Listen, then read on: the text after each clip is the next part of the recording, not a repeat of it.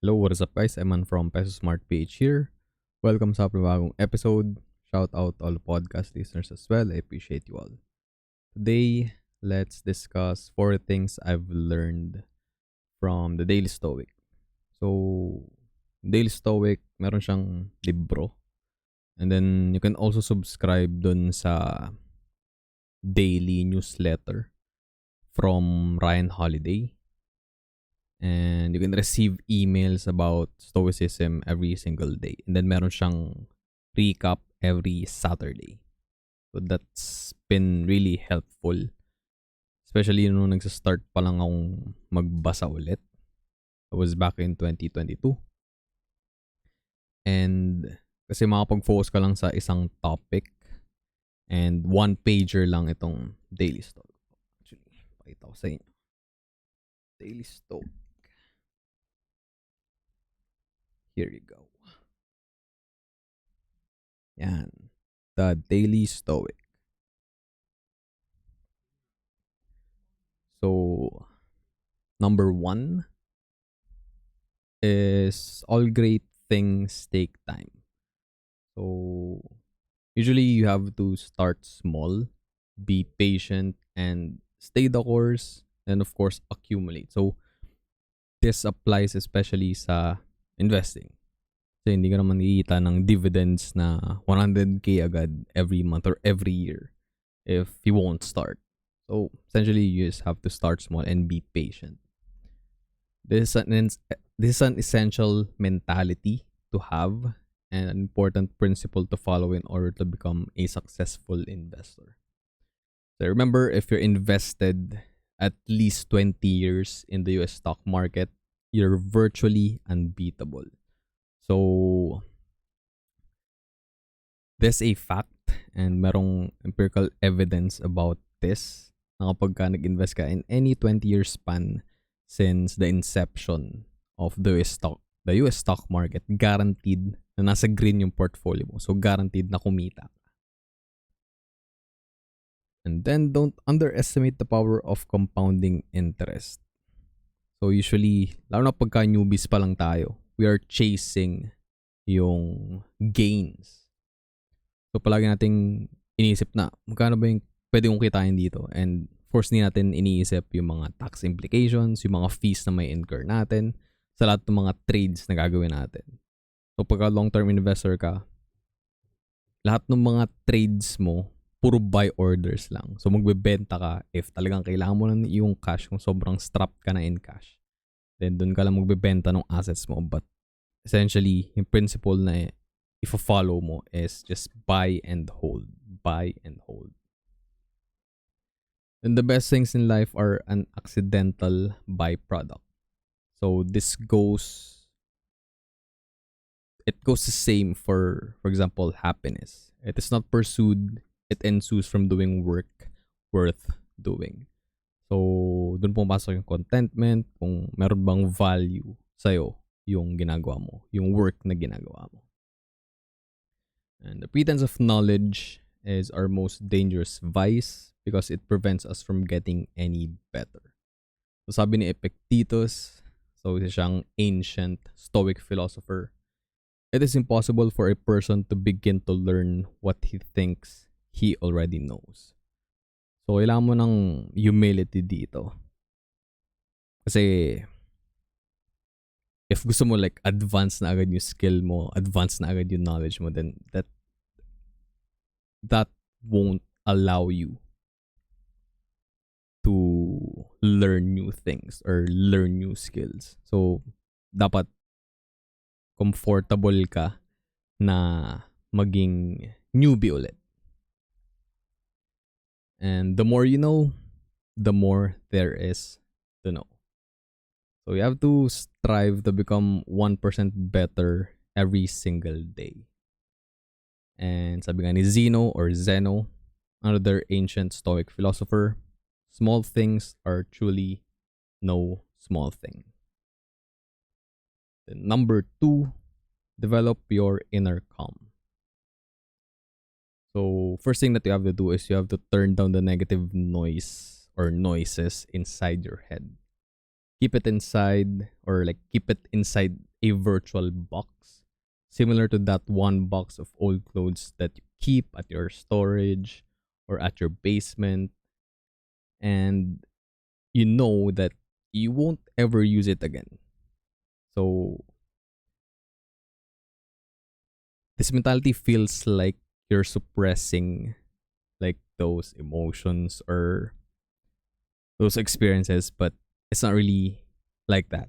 Like mas gusto mo na umiibabaw yung like positive like noises or positive sides ng mga nangyayari sa'yo. This is definitely within your control. So we're not broken, but not fixed. Believe that you're capable of change, even if no one else will. It it usually starts with you, and you can't help another person without helping yourself first. Just like you can't harm another person without harming yourself. So we have to master the art of acquiescence. So meaning lang ito, this is the reluctant acceptance of something without protest. So similar din dun sa ancient saying ng mga Stoics, amor fati. So this the love of faith. So essentially, meaning lang nito, you will love everything that happens. So again, sa simula, pag wala mo to na-encounter, it's hard to wrap your head around this idea. Kasi, for example, may like tragedy or may death na nangyari sa'yo, sa friends mo, or sa close family member. Like if that happens and all hell breaks loose, it's kind of hard to apply this. But as you practice more and more, stoicism principles, mentality, mindset, it will make sense. And this is very helpful. Say you can stay neutral kung positive man or negative yung nangyayari. Then next, delay your anger. So this is very important.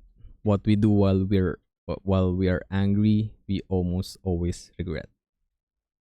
So yun yung best cure for anger. It's delay. Like hindi mo kailangan mag-react agad. Yes, yan, andyan yung emotion and andyan yung trigger. And yun nga, if na-trigger ka, you can delay. Pwedeng you can breathe, and pwedeng wala kang sabihin, pwedeng hindi ka muna mag-react. Pwedeng wala kang reaction. And you have to stop caring about what other people think. Stop caring about what they do, and stop caring about what they say, especially that one. What's important is what you think, what you say, and especially what you do. The perspective we take, the lens we look through, and the subject we decide to focus the camera on is going to be everything. Next, number 3, get in the habit of choosing the more difficult option. So again, this is also a bit hard and like right on the spot, or kumaga nasa same theme ito. Kasi mahirap siyang gawin, but you're still gonna choose to do it. So embracing challenge is gonna be beneficial for your growth. You have to know where you're going, and you need to plan all the way to the end. So sabi ni Seneca, another ancient Stoic philosopher, if you don't know where the port you're sailing to, no wind is favorable. So you have the plan, initial plan, then you have the backup plan, and then the backup plan for the backup plan, and so on. So similar sa plotline ng Dune, if nabasa niyo na yun, or if napanood niyo yung dalawang movie, yung unang Dune trilogy was written by Frank Herbert. So there's a plot within the plot within the plot. So same thing dun sa mga backup plans natin. So how can you practice this? Choosing the more difficult option. So first example, instead of riding the elevator or escalator at the mall, probably you can climb up the stairs instead. So that's the more difficult or more challenging option. Then when you're going to work, instead of taking the bus or the train or your car, maybe you can walk. Or if you have a bike, then you can take your bike to work. And then instead of watching a movie or binging a new TV series, maybe you can go out for a brisk walk or maybe hit the gym. And lastly, instead of doom scrolling or death scrolling on TikTok, Instagram, or Facebook, you can probably read a book for maybe 30 minutes or 1 hour. So, character is fate. You have to protect your integrity and you have to build your character. And you won't be able to do it if you're not doing difficult, challenging, hard things. So, just never give up, never take anything that happens personally, and never stop being good. And also making advantage then no, if you're doing the hard things first. Kasi this will take off a lot of load on your shoulders on a daily basis.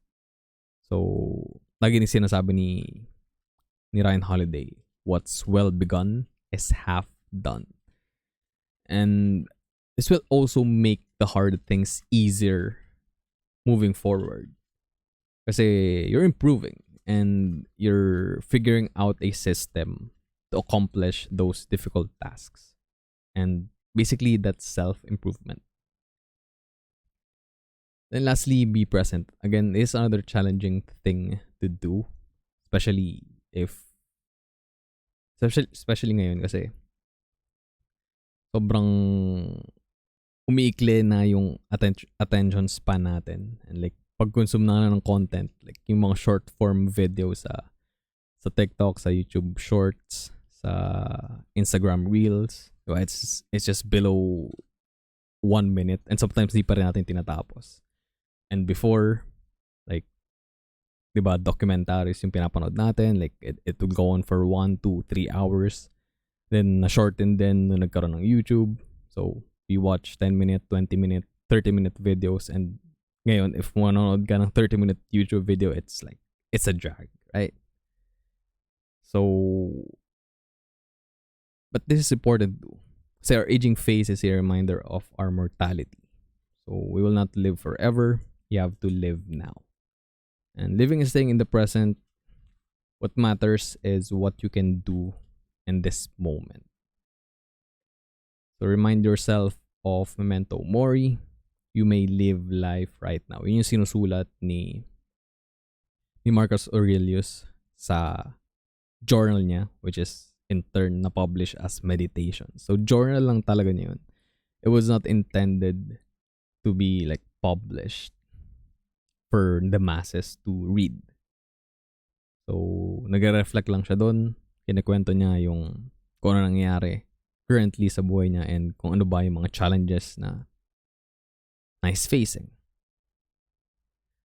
So, consider your past self as dead and now, in this moment, you're alive. What will you do? So, that's what's the most important thing right now. What will you do right now? So, again, in practice, is a hard thing to do. And we have a lot of distractions readily available at our fingertips. So, here are 3 things you can do to make yourself live and enjoy the present and enjoy the moment. So, first thing, meditation. I personally don't do this often, but whenever I do, it really improves my mood. And you can do basic like breathing exercises to start, or follow a guided meditation using Calm or Headspace. So, those are 2 apps na pwede nyong install sa phone nyo and you can do a guided meditation.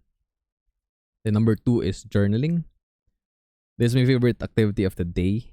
And I started way back in 2022 when I was hooked sa stoicism. So, you can look back and audit your day.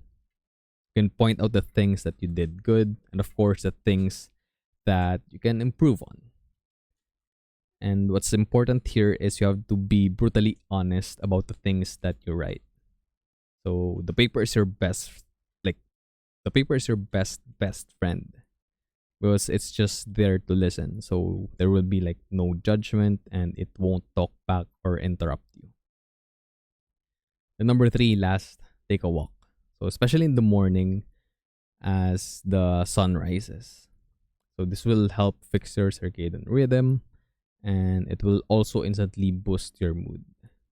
So this is a very good exercise as well. Just make sure that you don't bring your phone with you kasi distraction yun. And yeah, don't even listen to music. Just enjoy the scenery, enjoy the sunrise, observe your breathing and your rising heart rate as you walk. Observe your thoughts and just let it pass by. So hindi mo kailangan mag-isip na mag-isip pagka naglakad ka. Kasi nagkaroon din ng ideas, diba? Or you can bring actually your journal or piece of paper. But yeah, it's better if you bring your journal and a pen. Kasi pag nagkaroon ka ng like magandang idea, for example, yan, mag-create ka rin ng content. Like, may naisip ka ng bagong, content idea, you can write it down. Or idea sa article na binabasa mo, or article na sinusulat mo, or kung novelist ka, you can write down yung mga ideas na may ganitong scene na mangyayari, may ganitong plot line na mangyayari sa ganitong chapter. So yeah, it can happen. So let's end this with another quote from Seneca. There's no greatness that is not at peace. So yeah, that's basically it, guys. Thank you very much for watching and listening. I will see you on the next episode. Always remember, be Peso smart.